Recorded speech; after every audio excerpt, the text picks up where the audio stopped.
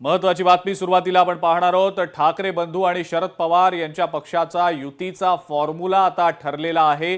ठाकरे सेना 163 जागा लढवणार आहे, मनसे 53 जागा लढवणार आहे, तर शरद पवारांची राष्ट्रवादी 11 जागा लढवणार आहे। मुंबई महापालिकेसाठीचा हा जागा वाटपाचा फॉर्म्युला आता ठाकरे बंधू आणि शरद पवारांच्या राष्ट्रवादीचा ठरल्याचं पाहायला मिळतंय। ठाकरे सेना 163 जागा लढवेल, मनसे 53 जागा लढवणार आहे, तर राष्ट्रवादी काँग्रेस शरदचंद्र पवार पक्ष 11 जागा लढवणार आहे। चित्र आता स्पष्ट झालंय या फॉर्म्युल्याचं जागा वाटपाच्या। स्वप्नील जाधव आपले प्रतिनिधी या संदर्भातली अपडेट आपल्याला देत आहेत। स्वप्नील, ठाकरे बंधू आणि शरद पवारांच्या पक्षाच्या युतीचा फॉर्म्युला आता अखेर समोर आलेला आहे, काय नेमकी माहिती आहे?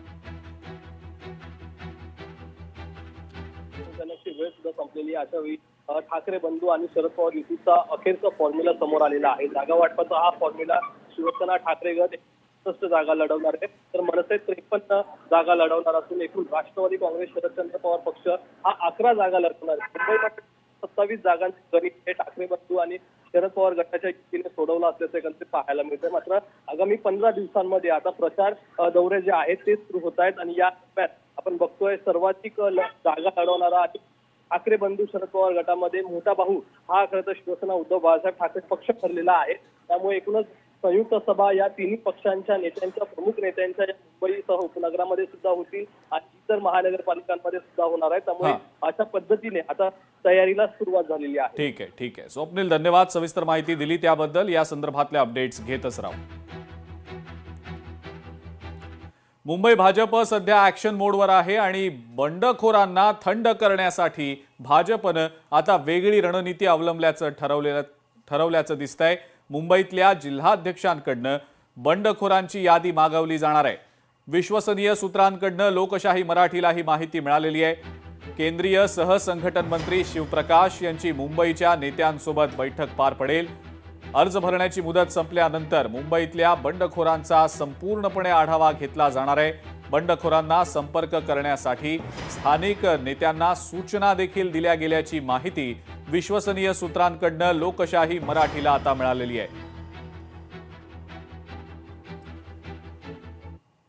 अहिल्यानगरमध्ये महाविकास आघाडीचा तिढा आता सुटलेला आहे। तीनही पक्ष एकत्र येत पालिका निवडणूक लढवणार आहेत।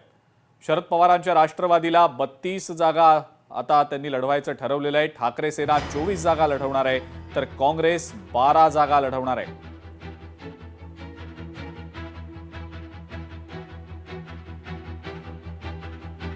बऱ्यापैकी आम्ही बऱ्याच प्रभागामध्ये थोडक्यात 3 नंबर प्रभाग आहे आमचा। त्या 3 नंबर प्रभागामध्ये आम्ही 4ही जागा शिवसेना उद्धव साहेब गटाला दिल्या। 5 नंबर प्रभाग आहे, 5 नंबर प्रभागामध्ये आम्ही 4ही जागा राष्ट्रवादी काँग्रेस शरदचंद्रजी पवार साहेब गटाला घेतलेल्या आहे। अशा बऱ्यापैकी आम्ही काही प्रभाग त्या ठिकाणी एक सलग चिन्ह केलेलं आहे। तुम्ही पाहिलं असाल महायुतीमध्ये दोन्ही पक्ष एकमेकाच्या विरोधात लढणार आहे, त्यामध्ये आमचा निश्चित फायदा होईल।